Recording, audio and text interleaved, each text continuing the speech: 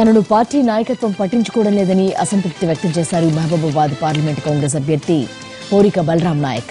ఇటీవల ఎమ్మెల్యేగా పోటీ చేసి ఓడిపోయానని, తిరిగి ఎంపీగా పోటీ చేస్తున్న హైకమాండ్ నుంచి ఎలాంటి సహకారం లేదని ఆవేదన వ్యక్తం చేశారు.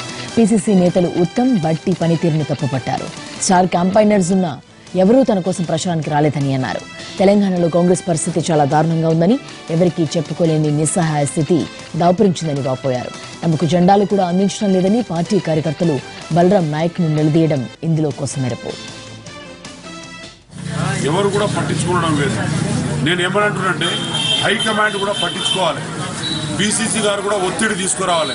పీసీసీ గారు కూడా ఆయన ఎలక్షన్లో ఆయన క్యాంపెయినింగ్లో ఉన్నాడు, మరి ఆయన పట్టించుకోవడం లేదు. ఎవరు కూడా పట్టించుకోవడం లేదు.